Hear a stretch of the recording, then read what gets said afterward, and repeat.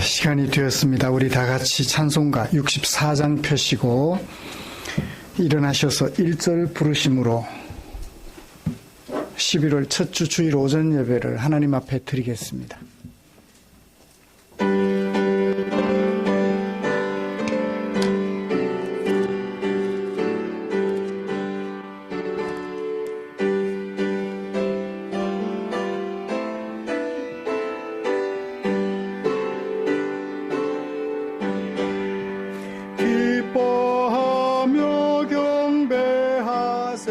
영광의 주 하나님, 주 앞에서 우리 마음 피어나는 꽃 같아 죄와 슬픔 사라지고 의심 구름 거치니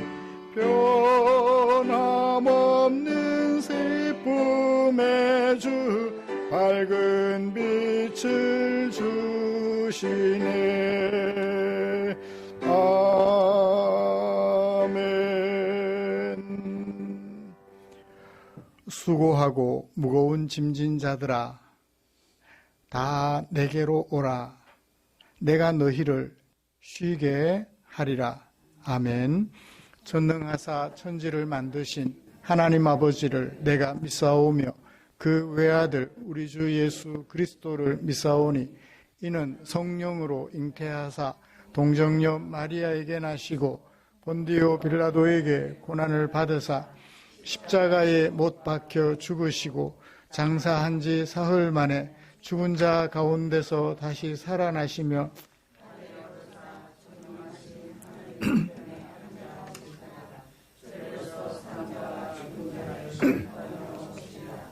성령을 믿사오며 거룩한 공회와 성도가 서로 교통하는 것과 죄를 사하여 주시는 것과 몸이 다시 사는 것과 영원히 사는 것을 믿사옵나이다.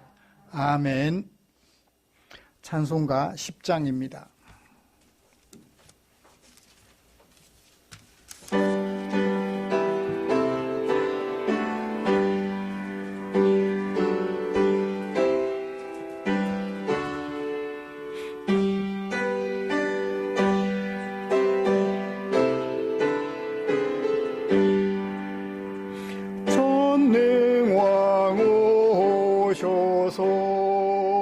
주 이름 찬송케 하옵소서.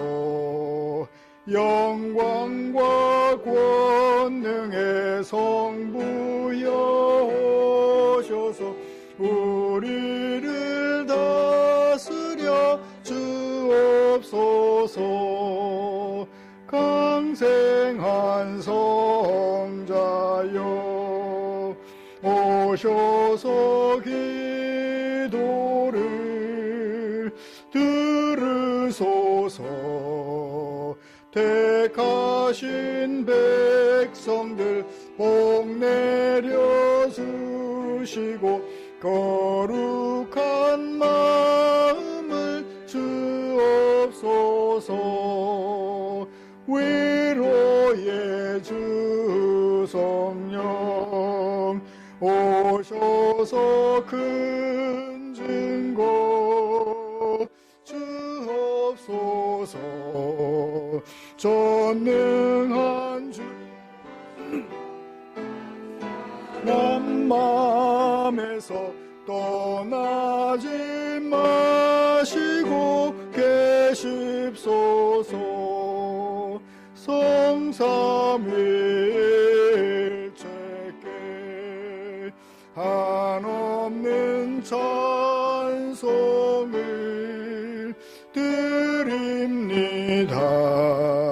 존귀한 주님을 영광 중 배웠고 영원히 모시게 하옵소서.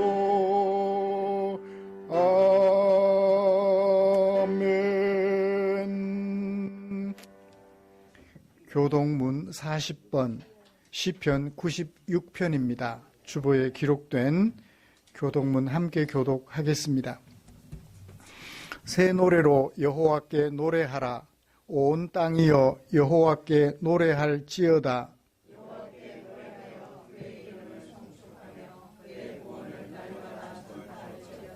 그의 영광을 백성들 가운데에, 그의 기이한 행적을 만민 가운데에 선포할지어다.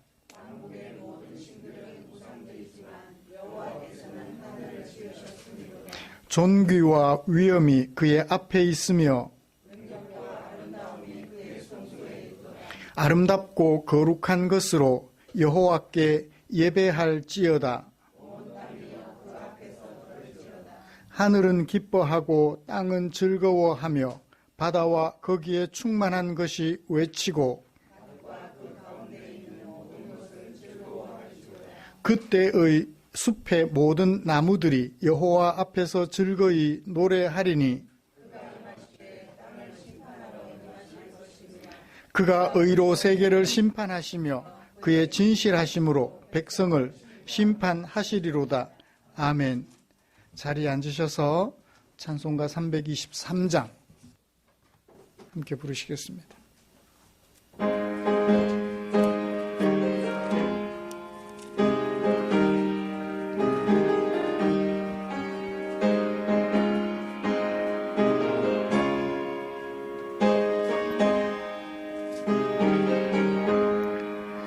푸른바다 나선이 몸 어디든지 가오리다.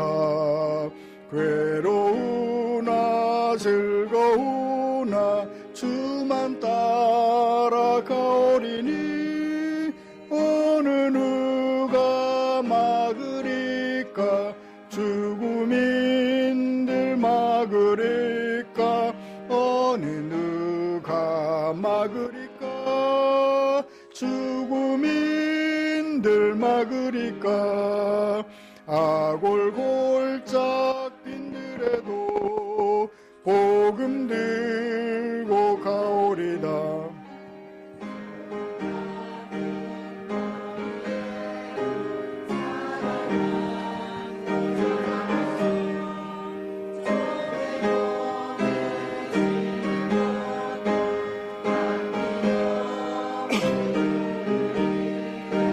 종의 몸에 지닌 것도 아낌없이 드리리다.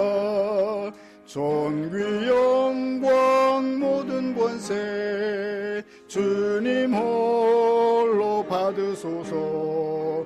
멸시천대 십자가는 제가 지고 가오리다. 이름 없이 빛도 없이 감사하며 섬기리다. 이름 없이 빛도 없이 감사하며 존귀 영광 모든 권세 존귀 영광 모든 권세 주님 홀로 받으소서. 멸시천대 십자가는 제가 지고 가오리다. 이름 없이 빛도 없이 감사하며 섬기리다.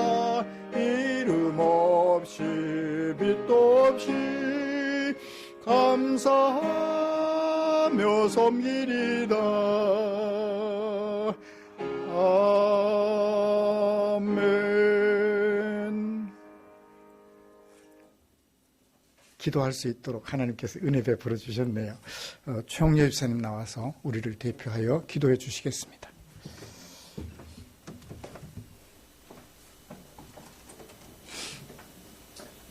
기도드리겠습니다. 낮에는 구름 기둥으로 또 밤에는 불 기둥으로 이스라엘 백성을 인도하신 전능하신 하나님 은혜와 사랑을 감사하며 주님께 찬양을 드립니다. 주일 예배에 또 보여야 할 우리 성도님들 어떤 형편에 있는지 보이지 않는 성도님들도 있습니다. 주님 기억하여 주시옵소서. 찾아가 만나 주시며 그 형편에 맞는 은혜를 더하여 주시기를 주님께 간절히 소망합니다. 아멘. 세상의 일이 아무리 소중하다지만 주님 앞에 나와 예배드리는 것만큼 소중한 일이 있겠습니까? 주님 앞에 예배드리는 일에 최선을 다하게 하시며 한 주간 동안 세상의 제약 속에 있던 우리들의 모든 일들 십자가 밑에 내려놓고 몸과 마음을 다하여 주님을 찬양하며 말씀에 귀 기울이는 예배가 될 수 있게 주님 축복하여 주시기를 간절히 소망합니다. 아멘. 주님, 전 세계가 전쟁으로 또 지진으로 기근으로 너무 힘이 들고 마음이 아픕니다.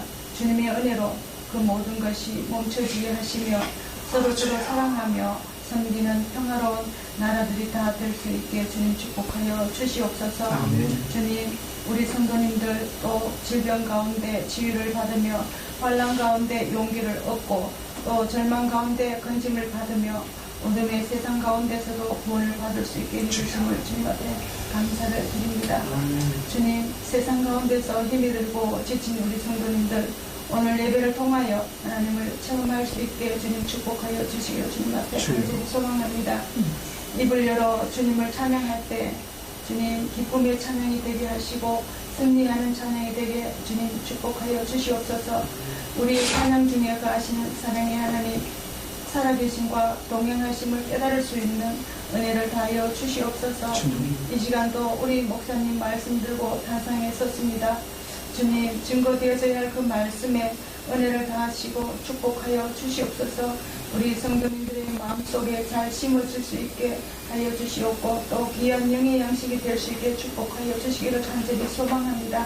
주님, 목사님과 사모님 성도들을 돌아보며 기도하시기에 부족함이 없도록 건강 허락하여 주시기를 주님 앞에 간절히 소망합니다.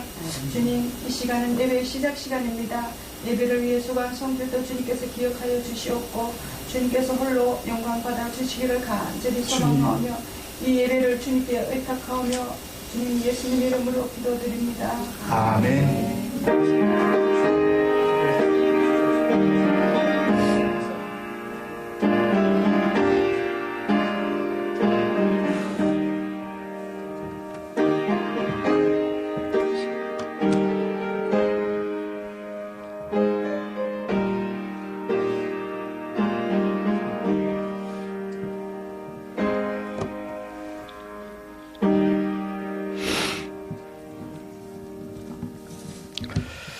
감사합니다. 오늘 함께 묵상하고 싶은 하나님의 말씀은 사도행전 7장 54절부터 마지막 절까지입니다.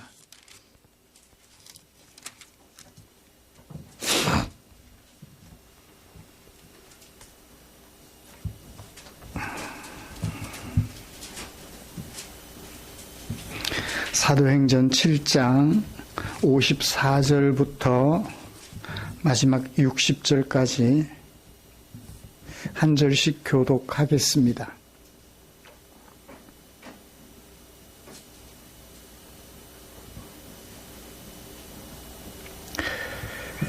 그들이 이 말을 듣고 마음에 찔려 그를 향하여 이를 갈거늘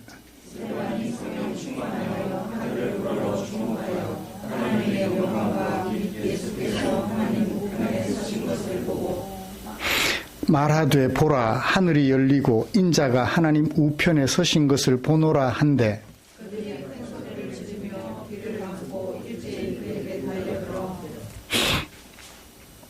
성 밖으로 내치고 돌로 칠세 증인들이 옷을 벗어 사울이라 하는 청년의 발 앞에 두니라.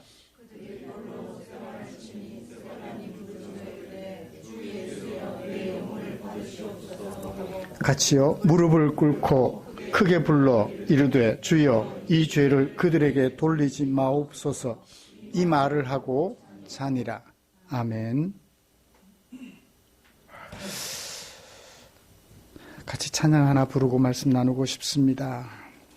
하나님의 영광이 온 천하에 덮여지기를 기대하는 마음으로 기쁨으로 찬양 184번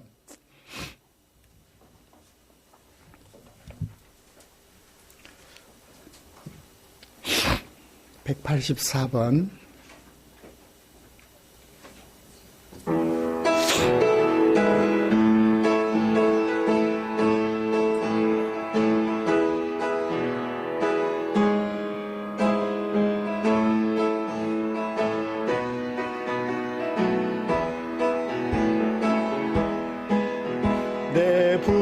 데부터 해지는 데까지 주 이름 찬양받으리. 해 뜨는 데부터 해지는 데까지 주 이름 찬양받으리. 한 번 더 해 뜨는 데부터, 해 뜨는 데부터 해지는 데까지 주 이름 찬양받으리.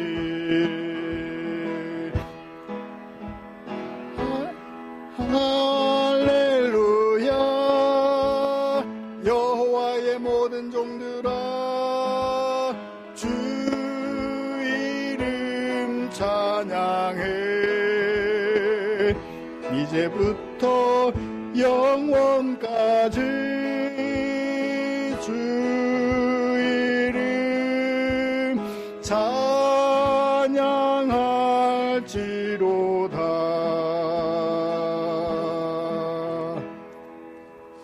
아멘.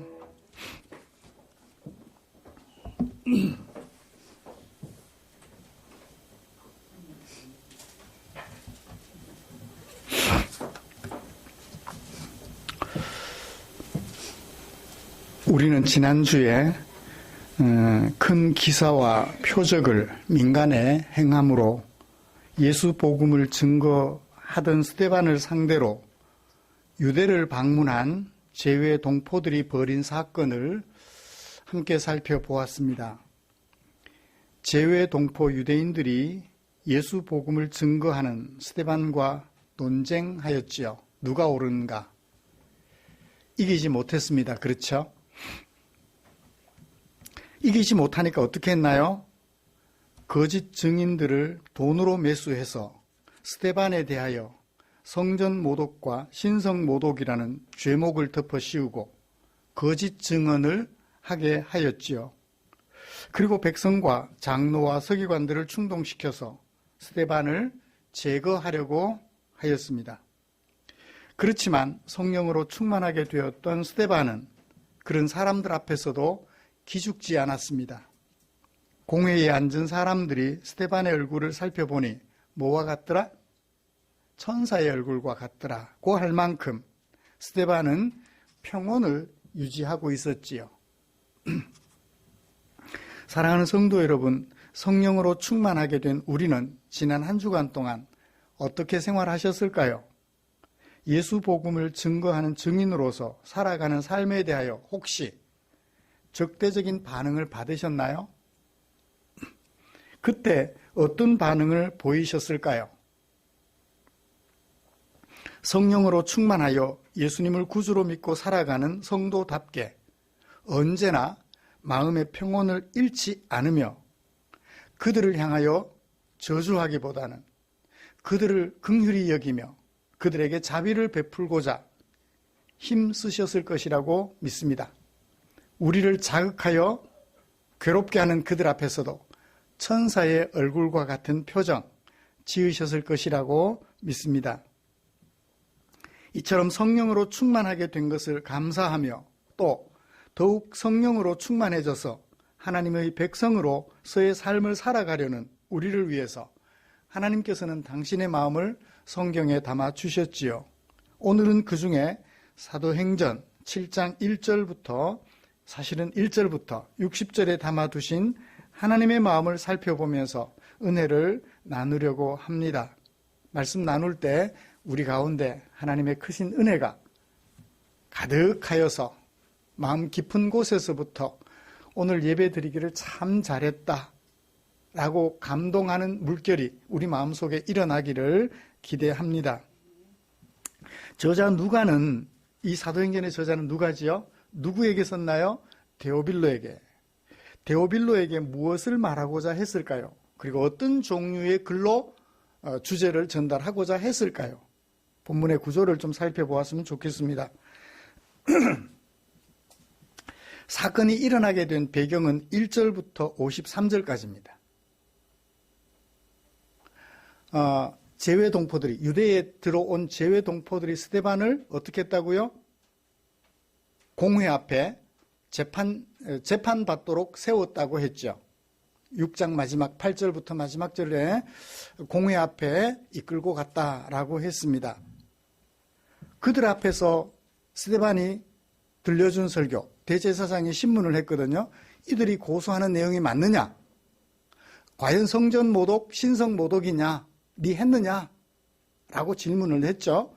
그러니까 스데반이 자기가 하는 말이 신성 모독과 성전 모독에 대하여 변명하는 것이 아니라 그들 앞에서 예수 복음을 과거 역사부터 시작해서 쭉 되짚어 오면서 증언해 주었습니다. 그게 53절까지. 긴 설교 듣느라고 그들이 애썼을 것 같아요. 아이고, 한참 했잖아요.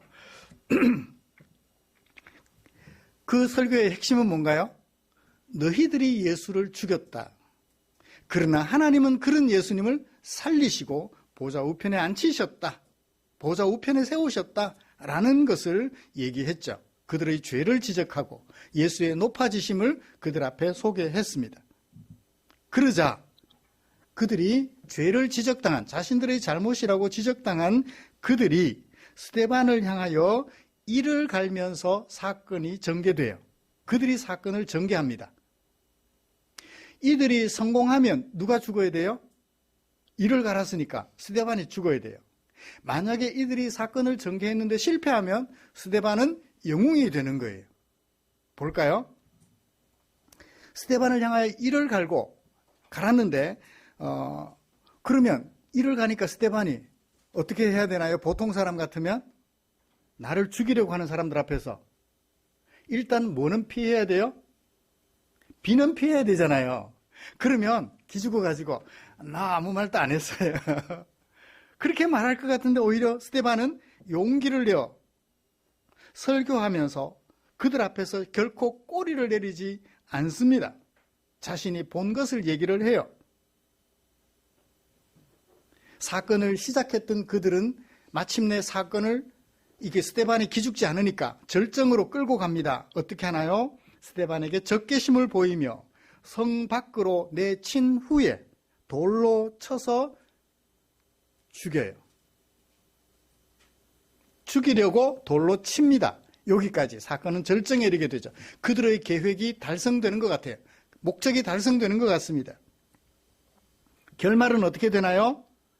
성령으로 충만해서 설교하던 스데반 죽음 앞에서 당당하게 서 있습니다. 끝이 나요. 사건은. 누가 이겼나요? 사건을 전개한 그들이 이긴 것 같은데 스데반의 마지막 모습을 누가는 어떻게 소개하고 있나요? 누가 승리자다? 스데반이 승리자라고 소개하고 있는 것 같아요. 사건을 전개한 그들이 스데반을 죽임으로써 그들이 이긴 것 같은데 누가는 스데반이 승리자였다고 데오빌로에게 소개해주고 있어요. 저자 누가는 이와 같이 사도행전에서 오순절에 강림하신 성령 하나님께서 성령 충만한 사도들과 그리고 집사들과 성도들을 통하여서 하신 일들을 데오빌로에게 소개해주고 있는 거예요. 성령 하나님께서 스데반을 통하여 이런 일을 행하셨습니다. 그래서 복음이 어떻게 땅끝까지 증거되게 하셨습니다. 그래서 복음은 내가 당신에게 전해준 누가복음의 복음은 진짜입니다 라고 말해주는 것 같아요. 오늘 본문에서 주인공으로 등장하는 스데반은 무엇을 위해서 뽑혔나요? 구제를 위해서 뽑혔잖아요. 그런데 구제만 하는 사람이 아니라 메시지까지도 아주 탁월하게 구약 성경, 이스라엘 역사에 대한 지식까지 아주 탁월하게 가지고 있는 사람이었어요. 구제만 잘하는 줄 알았는데 이 메시지까지, 복음까지 정확하게 알고 증거하네요. 똑똑하면 길게 못 사나 봅니다. 안타까운 현실이에요. 스데반은 자신에게 맡겨진 구제는 물론 은혜와 권능에 충만하여서 큰 기사와 표적을 민간에 행하던 사람이었습니다. 그 결과 제외 동포들로부터 유대를 방문한 재외동포들로부터 저항을 받게 되었고, 그리고 대제사장 앞에서 재판까지 받게 되었지만 전혀 기죽지 않고 죽임당하는 것조차도 너끈히 감당해냈던, 말이 쉬워 죽음이지, 그죠? 감당해냈던 스데반을 소개해주고 있습니다. 저자 누가는 데오빌로에게 성령 충만하게 된 스데반의 죽음을 불사한 증언 때문에 복음이 땅끝까지 전파되었다라는 사실을 소개해 주면서, 내가 누가복음을 통해서 전해준 그 복음은 진짜예요. 그러니 당신 이 복음에서 떠나지 마십시오 라고 전해주는 것 같아요. 마치 누가가 데오빌로에게 전해준 그것처럼 우리에게도 똑같이 물밀듯이 막 다가와요. 여러분, 누가복음에서 누가가 전해주었던 그 복음은 진짜예요. 예수님은 진짜 우리를 구원하는 세상의 구주예요. 이 복음이 이렇게 전파되었어요. 여러분, 이 복음에서 떠나지 마십시오. 이 복음에 더욱 견고하게 뿌리를 내리십시오 하는 것 같아요. 그런 마음 느껴지나요? 이게 이제 서론이에요. 그래요. 이런 말씀을 가지고 먼저 성령으로 충만하게 된 스데반이 부활 예수에 대한 증인으로 살아가던 세상의 모습을 먼저 좀 살펴보려고 해요. 그리고 이어서 그런 세상 속에서 스데반은, 성령으로 충만하게 되었던 스데반은 어떻게 살았는지 그 모습을 살펴보면서 오늘 설교를 진행해 가려고 합니다. 먼저 스데반이 죽음을 맞이하기까지 살아가던 세상의 모습을 살펴볼까요?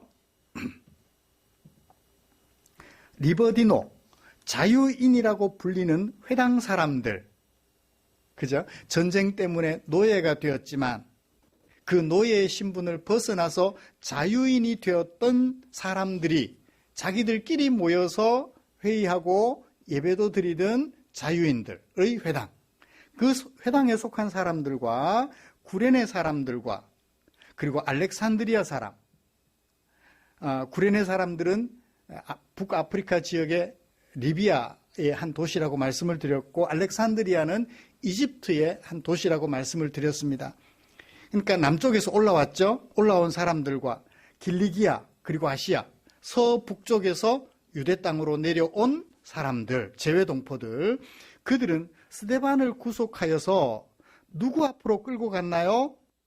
6장 12절을 보시면 공회, 잡아가지고 공회에 이르렀다, 데려갔다라고 얘기를 해요. 여기 공회란 뭘 말할까요? 이미 제가 앞서 본문에서 살짝 설명해 드린 적이 있는데요. 한 번 더 설명드리겠습니다. 사내들인 공회라고 그래요. 사내들인 공회. 그냥 사내들인이라고도 해요. 그걸 공회라고 하죠. 심의나 조정 또는 재판을 하기 위하여 관원들이 모여있는 그곳. 그러니까 사법기관이죠. 거기에는 대제사장 그리고 장로, 서기관들의 가족들 중에서 탁월한 이들 71명을 뽑아서 구성했다고 그래요. 유대인들은 도대체 이 회의를 어디에서 만들었을까요? 어디에 근거해서 만들었을까요? 민수기 11장 16절에 보면 하나님께서 모세에게 이런 말씀을 들려주셔요. 여호와께서 모세에게 이르시되, 잘 들어보십시오. 이스라엘 노인 중에 네가 알기로 백성의 장로와 지도자가 될 만한 자 70명을 모아서 나에게 데리고 와라. 그리고 회막에 이르면 거기에서 너와 함께 서 있게 해라.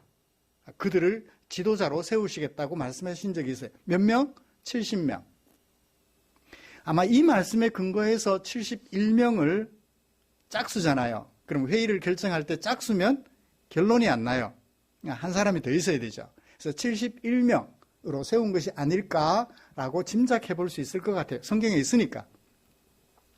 또 한편으로 현실적으로 보면 이 제도가 오늘까지 유지되고 있었던 게 무엇이 원인일까라고 생각해 볼 때, 이때가 로마 제국이에요. 로마 제국의 정치 제도는 뭐였죠? 이전에는 황제 중심이었다면 로마 제국은 이름하여 공화정이라고 그러죠. 원탁회의. 원로원의 의원들이 모여서 회의를 집행하고 황제는 그 집행한 원로원들이 수집한 의견을 따라서 국가를 통치해가는 공화정이 보편화되어 있었죠. 아마 그런 세계의 흐름에도 영향을 받지 않았을까? 그건 제 생각이에요. 성경적 근거를 찾는다면 민수기 11장 16절 여호와께서 모세에게 들려주셨던 그 70인 장로들, 지도자들을 말하는 것이라고 볼 수 있을 것 같아요. 이 로마 제국은 로마의 공화정과 닮은 유대인들의 이런 정치 제도를 식민 통치하면서 허락해 줬어요. 우리하고 비슷하네? 그럼 그대로 해 라고 허락한 거죠.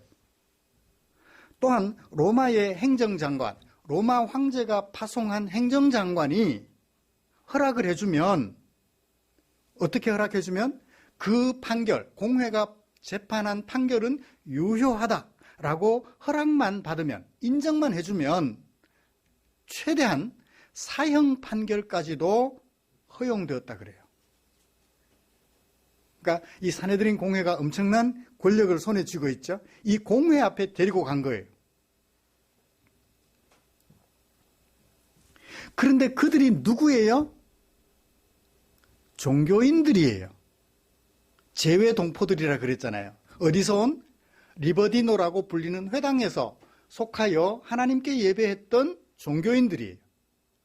그리고 북아프리카 지역 구레네오와 그 다음에 알렉산드리아에서 올라온 그리스도인들, 그 다음에 소아시아 지역과 길리기아 지역에서 온 그리스도인들, 그들이 누구와 짜고?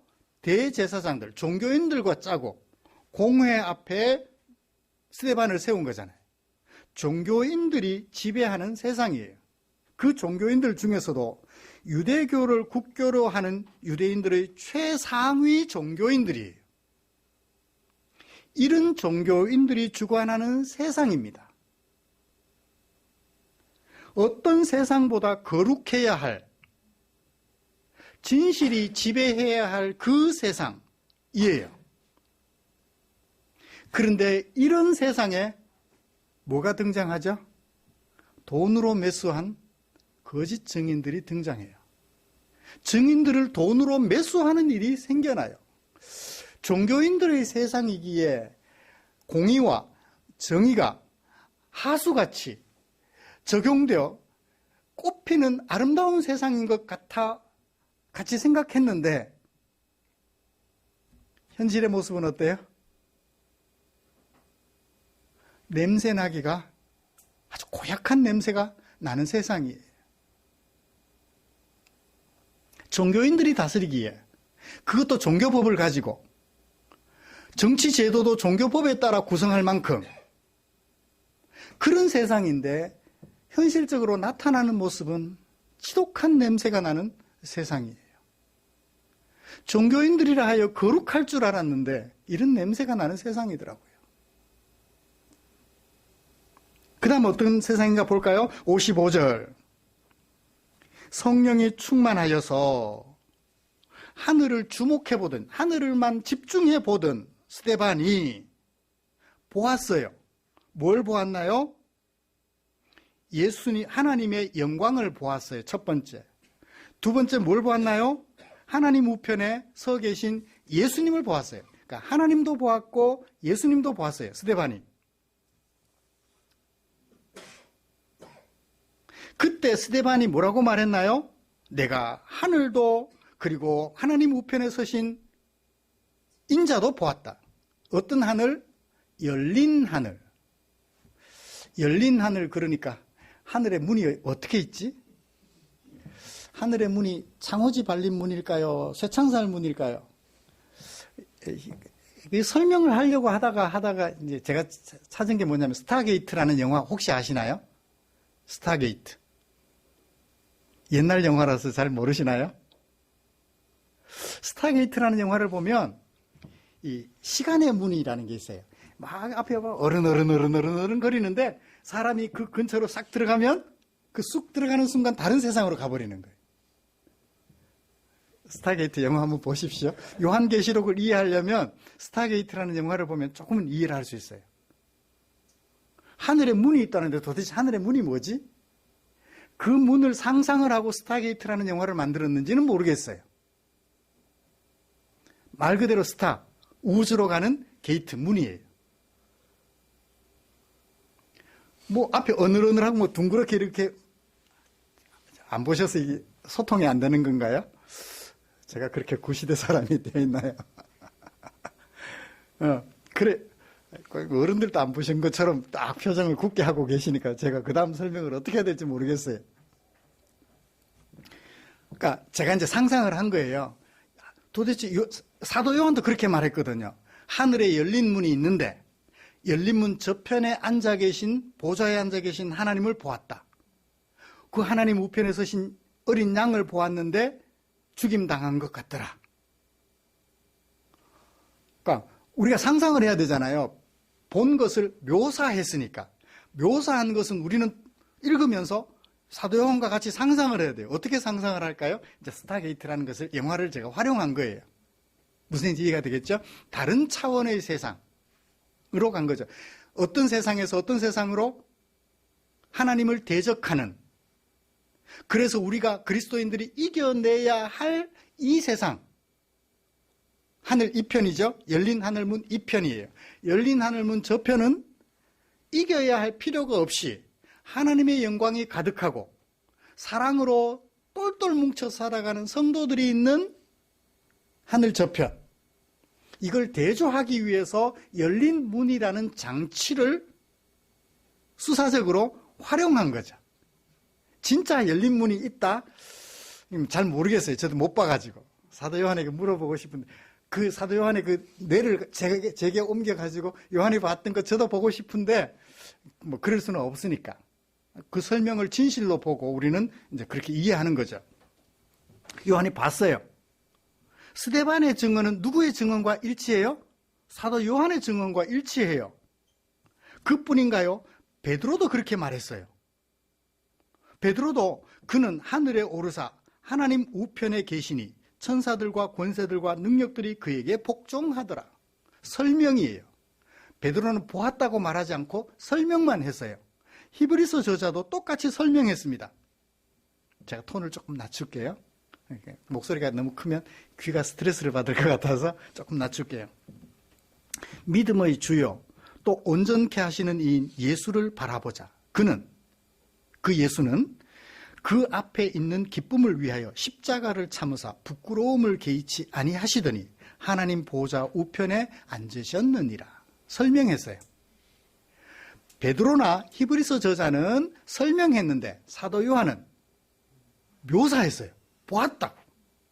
스데반도 설명하는 게 아니라 보았다라고 말을 해요. 이런 진실을 말했는데도 그 사람들은 어떻게 했어요? 거부해요. 진실을 말했는데 그 진실을 거부하는 사람이면 그걸 듣는 사람들은 어떤 사람들이에요? 거짓의 사람들이죠. 제가 스데반 이 얘기를 왜 가져왔을까요? 스데반이 살던 세상 사람들을 말하기 위해서 여러분들에게 이 말을 가져온 거예요. 본문에 있어요. 어떤 사람들이에요? 진실을 진실로 듣지 못하는 거짓의 사람들이 가득한 세상이라는 얘기예요. 진실을 말해도 진실로 알아들어야 되는, 진실을 말하면 진실로 알아들어야 되는데 진실을 말해도 진실로 알아듣지 못하는 그런 사람들이 가득한 세상이에요. 가짜를 말해도 의심하는 세상, 진실을 말해도 진실로 듣지 않는 세상.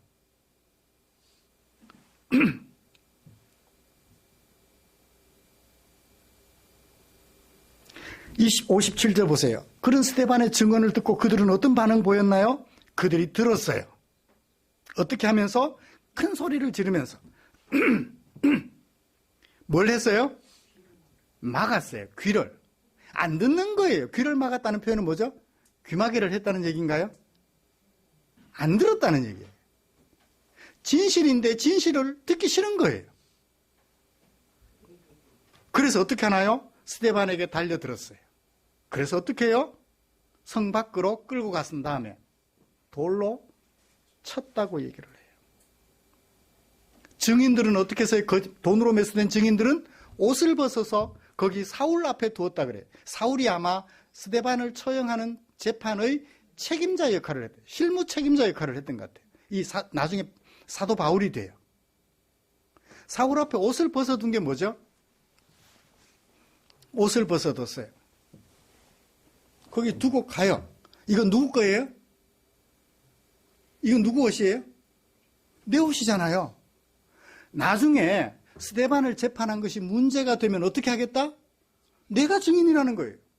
내 이름 명패를 거기 둔 것과 같아요. 내 겉옷을 거기 두었다는 얘기는. 증인들도 이처럼 하나같이 똘똘 뭉쳐서 스데반을 제거하려고 했던 것이지요. 이게 바로 스데반이 살아가던 세상의 모습이에요. 이쯤에서 정리를 하죠. 여러분, 우리가 살아가는 세상은 어때요? 진실에 귀를 막는 세상이에요. 진실에 귀를 막는 세상이에요. 그것도 누가? 종교인들이 진실을 말하면 진실로 들어야 되는데 그 진실을 거짓이라고 판단하고 오히려 진실을 말하는 참 선지자들을 내치는 사람들이. 열왕기상 묵상할 때 그나아나의 아들이 참 선지자 미가야를 어떻게 하나요? 먹을 수 없는 밥을 먹이고 마실 수 없는 물을 마시게 하며 구금시켰어요. 하나님의 메시지를 아합 왕에게 제대로 전달한다고 아합 왕의 편을 들던 그나아나의 아들 거짓 선지자가 참 선지자 미가야를 구금시켜요. 먹을 수 없는 양식, 마실 수 없는 물을 그에게 제공해주며 구금시켜버리더라고요. 아합 왕에게 아람 왕과 싸우기 위해 올라가면 죽는다고 하나님의 메시지를 진실로 전했는데도 오히려 그를 구금시키는 이런 세상의 모습. 거짓 복음을 사람들 앞에 얘기를 하는 사람들이 진실한 복음을 말하는 사람들을 구금시켜요. 자기들의 걸어가는 길에 걸림돌이 된다 하여 비난해요. 이런 세상의 모습. 종교인들에 의하여 진실이 진실로 받아들여지지 않는 세상의 모습. 이런 세상 속에서 스데반은 어떻게 살았나요? 7장 2절을 보십시오. 스데반이 말합니다. 여러분 부형들이여 들어보십시오. 어디까지? 53절. 여러분들은 천사가 전한 율법을 받고도 지키지 않았습니다. 라고 길게 2절부터 53절까지 설교해요. 여러분들이 지금까지 한 짓이 어떤 의미가 있는지를 그들에게 설명해 주었던 거예요. 스데반은 상당한 역사적 지식을 가지고 있었습니다. 그리고 거침없이 자신이 알고 있는 참 복음을 거침없이 그들에게 증언해 보여주었습니다. 스데반은 돈으로 매수된 증인 앞에서 자신의 목숨이 달아날 수 있는 위험한 상황에서 증언을 멈추거나 타협할 생각을 손톱만큼도 하지 않았어요. 그게 진실이라는 확신을 가지고 있었기 때문에, 그 진실이라는 것을 확신하고 있었기 때문에 그 진실을 타협하거나 멈추려는 생각을 전혀 하지 않았습니다. 어떻게 그럴 수 있었을까요? 열린 하늘문을 통해서 하나님 우편에 서 계신 어린 양 같은 예수님을 보았기 때문입니다. 50절에 강림하여 각 사람 위에 임하시고 그들 중에 임하신 성령 하나님으로 충만했기 때문에 그럴 수 있었습니다. 그 다음 또 스데반은 어떻게 하나요? 55절. 스데반이 보았어요. 하나님과 예수님을 보았어요. 그리고 말했어요. 뭐라고? 나는 열린 하늘을 보았고 또 뭘 보았다? 하나님 우편에 서신 인자를 보고 있다. 이를 가는 그들 앞에서 이를 가는 그들의 이빨을 보는 것이 아니라 뭘 봐요? 하나님을 보고 있어요. 예수님을 보고 있어요. 이빨을 갈고 있는 그들, 송곳니를 사람을 깨물기 위해서 송곳니를 날카롭게 한 그들의 이빨을 보는 순간 스데반은 무슨 생각이 들까요? 무슨 생각 들까요? 무섭잖아요. 그 송곳니, 사자, 패심, 강아지 입 송곳니가 무섭나요? 고양이의 이빨이 무섭나요? 강아지 이빨 송곳니는 조금 뭉툭해요. 근데 고양이는요, 작지만 끝이 아주 날카로워요. 그 고양이 보면 더 무서워요. 고양이 보면 더 무서워요. 걔는 뭐 제가 싸워서 어떻게 처리할 것 같은데, 고양이는 자신이 없어요. 동물 좋고 나쁘고 하는 얘기는 아니고, 그들이 이빨의 시선을 빼앗기는 순간 어때요? 두려워서 이를 갈고 이를 뽀드득 한다는 이 얘기는 그라인드, 이빨을 간다는 얘기는 아니죠. 수사적으로 사용되면 죽이려고 마음을 가지게 되었다는 것을 나타내는 수사적 표현이잖아요. 그들이 계획을 머릿속에 생각하는 순간 겁이 나서 그만 자기가 하고 싶었던 일들을 멈추게 될 것 같아요. 하고 있던 일을 중단할 것 같아요. 그런데 누구를 봐요? 하늘을 봐요. 인자를 봅니다. 부활되셔서 하나님 우편에 앉아 계신 예수님을 봐요. 그리고 마지막으로 어떻게 합니까? 59절, 60절 스데반이 부르짖어 말하기를, 두 가지를 말해요. 첫 번째, 뭘 말해요? 내 영혼을 받아주십시오. 누구 얘기하고 비슷해요? 예수님 얘기하고 비슷해요. 내 영혼을 받아주십시오. 누구에게 자신을 의탁해요? 예수님에게 자신을 의탁합니다. 시작부터 끝까지 부활되신 예수님에게 자신을 의탁해요. 그 다음에 60절 두 번째로 무슨 말을 하나요? 주여, 주님은 돌리지 마세요.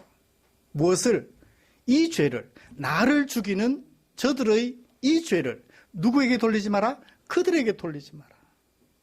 왜요? 지금은 나를 죽이고 있지만 저들이 회개하고 나중에 예수 믿게 될 것을 생각하며 저들에게 죄를 돌리지 마십시오. 저들이 나의 죽음을 보고 예수 믿을 수 있게끔 기회를 주세요. 오히려 그런 표현을 담고 있는 것 같아요. 그런 의미를 담고 있는 것 같아요. 지금까지 우리는 거짓이 난무하는 종교인들의 세상 속에서 스데반이 어떻게 삶을 헤쳐가고 있는지 지켜보았습니다. 요한계시록에서 사도 요한이 말하는 거리에서 죽임당한 두 증인의 모습과 닮아 있는 것 같아요. 거리에서 복음을 증거하다가 죽임당한 두 증인, 나중에 주님이 재림하실 때 그들을 부활시키시지요. 말씀을 정리하겠습니다. 여러분, 스데반은 하나님의 법을 말하면서도 거짓이 난무하는 이 종교인들의 세상 속에서 어떻게 이런 삶을 살 수 있었죠? 하나님을 바라봄으로, 보좌 우편에 계신 어린 양을 바라봄으로 그렇게 살 수 있었고, 두 번째로 오순절에 강림하신 성령 하나님으로 충만했기 때문에 그렇게 살 수 있었어요. 뭘 맞이했나요? 죽음을 맞이했어요. 다시 한번 결론 내립니다. 이래도 성령 충만 받으실래요? 이래도 성령으로 충만하실래요?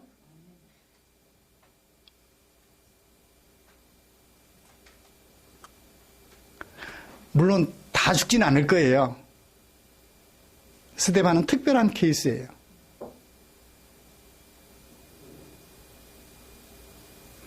이 한 케이스를 가지고 보편화시켜서 예수 믿고 성령으로 충만하게 되면 다 일찍 죽습니다. 그렇게 말할 수는 없어요. 이 말씀 묵상하면서 제가 가졌던 생각이 있습니다. 젊었을 때라고 말하면 어른들 앞에 제가 죄송해서, 제가 어렸을 때 뭣도 모르고 목사 되겠다고, 우리가 아까 불렀던 찬송가 328장 부름받아 나서니 몸 어디든지 가오리다. 아골골짝 같은 골짝일지라도 가겠습니다. 못 모르고 목사가 됐는데 시간이 지나면서 이제는 그렇게 잘 못 부르겠어요. 이 찬송을. 아마 제 목회하면서 27년 세월 동안 이 찬송을 두세 번 정도 불렀을까, 오늘까지. 그 정도로 부르기 힘들었던 찬송이에요. 제가 영광 받고 싶지 주님 영광 받으소서, 나는 어떤 수고도 감당하겠습니다라고. 저 어렸을 때는 못 모르고 말을 했는데, 은혜를 받았다고 느껴졌을 때 못 모르고 말을 했는데, 시간이 지나놓고 보니까 스데반처럼 일찍 죽으면 어떡하지? 좀 길게 살아야 되는데, 가늘지만 길게 살아야 되는데 라는 생각에 이 찬송을 쉽게 못 부르겠더라고요. 저도 스데반처럼 이렇게 성령으로 충만하여서 하늘만 바라보며 살아가겠습니다. 원수들의 이빨을 보는 것이 아니라 하늘의 영광을 바라보며 살아가겠습니다. 이 말이 입에서 쉽게 안 나와요. 다시 말하면 저도 성령으로 충만하게 되는 것이 조금은 두려워요. 그렇게 사는 것이 그만큼 힘들다는 얘기예요. 성령으로 충만하여 살아가는 그 삶이 그만큼 힘들다는 얘기예요. 그래도 그렇게 살아가실래요?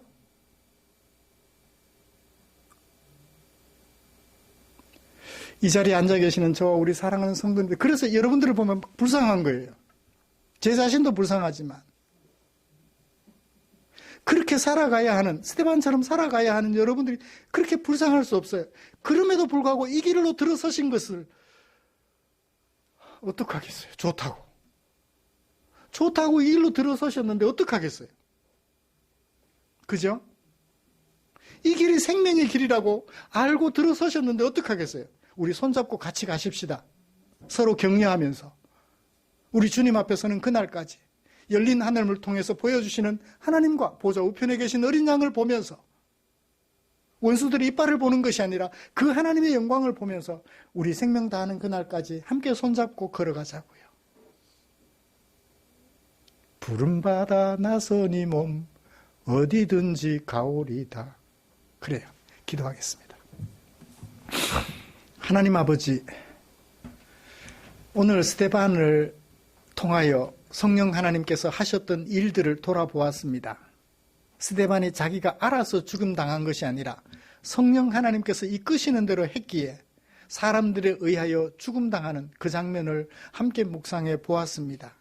우리 예수 믿고 하나님의 백성으로 살아가는 그것이 진실이요 아름답다는 것을 알기에 이제 우리 손잡고 서로 격려하고 위로하면서 죽음이 우리 앞에 가로막을지라도 그것 두려워하지 않고 원수들의 이빨을 보기보다는 열린 하늘문 저편에 계시는 하나님과 하나님 곁에 서 계신 예수님을 바라보면서 우리의 남은 생에 하나님의 백성으로서 아름답게 예수의 증인으로서 담대하게 살아가는 종들 되게 하여 주시옵소서. 예수님의 이름으로 기도드리옵나이다. 아멘.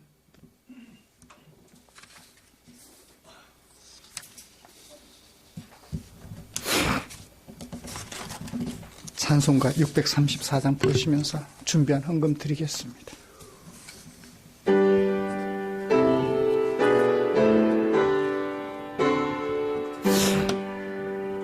모든 것이 주께로부터 왔으니 이 예물을 주께 드리나.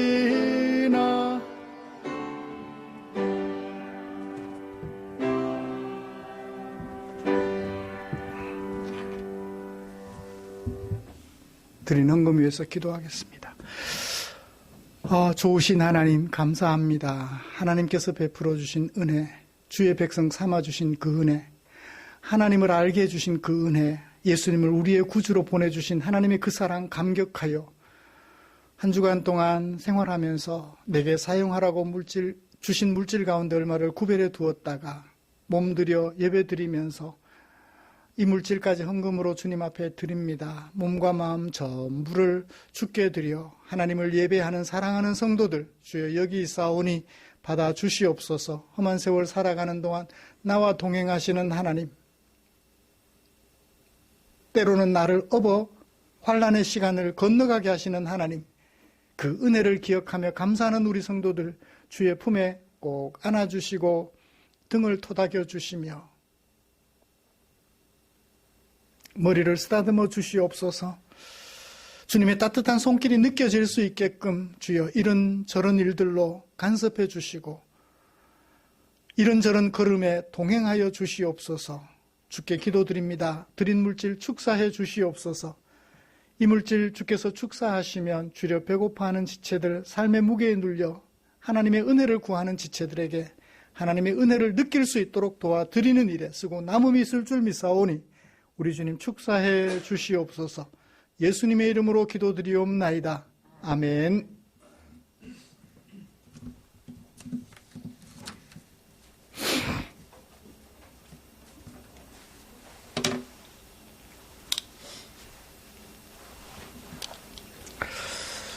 교회 소식 알려드리겠습니다. 다음 주 기도 권영목 집사님이시고요. 우리의 삶과 인격을 아름답게 하는 말씀 묵상에 최선을 다해 주십시오. 말씀이 시간이 지나서 오늘의 변화된 우리를 만들어 냅니다. 묵상에 최선을 다해 주시면 고맙겠습니다. 매일 성경 11, 12월로 준비되어 있습니다. 다음 주에는 정기재직회 예배 후에 잠깐 모이도록 하겠습니다. 우리 교회를 후원을 안 받고 자립해도 될 것 같은데 후원을 해주시는 교회들이 있어요. 개인도 있고요. 우리 대웅형제 아버님 출석하시는 춘천 제작교회, 그 다음에 요 가까운 인근 교회의 송은영 권사님 등, 그리고 제가 부목사로 몸담았던 충정교회 권사님, 그 다음에 사랑하는 제 가족들도 있고요. 이렇게 개인적으로 계속 후원을 해주셔서 감사함으로 받고 있는데 우리가 잘 사용하면 되겠죠, 그죠? 그래서 예결산 세울 때, 예산 세울 때 잘 세워서 아름답게 사용하면 될 것 같습니다. 그렇게 헌금해 주시는 분들을 위해서도 기도하시는 것 쉬지 않았으면 좋겠고, 또 감사해요. 우리 성도님들 건강 위태위태했었는데 또 하나님께서 이렇게 살려주시고 저렇게 살려주셔서 오늘이 있게 된 것 얼마나 감사한지 모릅니다.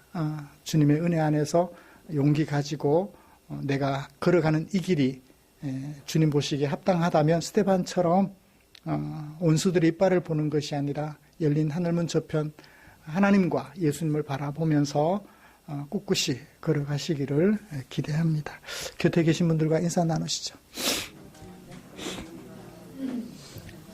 그리고 하나 광고 있습니다. 우리 대웅 형제님이 지난주 점심 먹다가 고백했어요. 올해부터 포스텍 대학원의 박사과정에 진학을 했다고 합니다. 우리 축하해 줬으면 좋겠어요. 지금 2학기째 공부하고 있는데 형편이 되면 사람 살리는 아름다운 일에 연구하겠다고 공부를 시작했으니까 우리 교회가 조금 후원해 주는 것도 어떨까라는 생각도 들어요.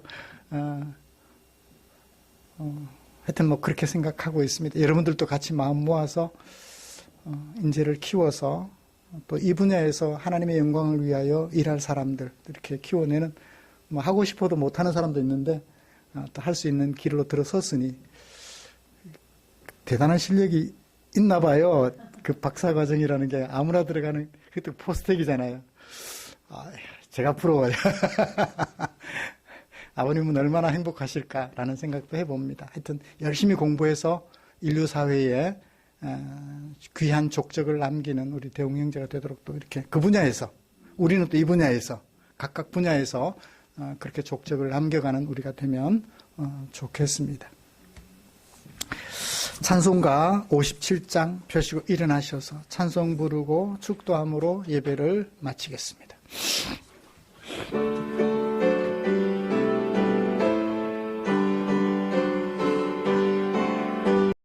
오늘 주신 말씀에 새 힘 얻어서 세상으로 나가서 살아갈 때에 나 혼자 힘으로 늘 부족하오니 주여 나를 도우사 승리하게 하소서. 아멘. 잠깐만요. 박사관이 3년이라 그랬죠? 아니고 5년이 될 수도 있나요? 그 정도 생각. 그래요. 알겠습니다. 제가 기도하고 축도하고 마무리하겠습니다. 우리 구주 예수 그리스도의 은혜와 하나님 아버지의 지극하신 사랑하심과 성령 하나님의 인도하시고 위로 충만, 교통 격려하시는 은혜가 이제 열린 하늘문 저편 하나님의 영광과 보좌 우편에 서 계신 예수님을 바라봄으로 원수들이 이를 갈고 있는 이런 세상 속에서도 예수님의 증인으로 살아가는 것을 중단하거나 타협하지 않고 꿋꿋이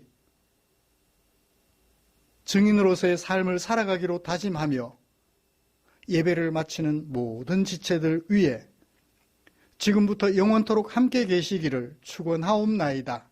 아멘.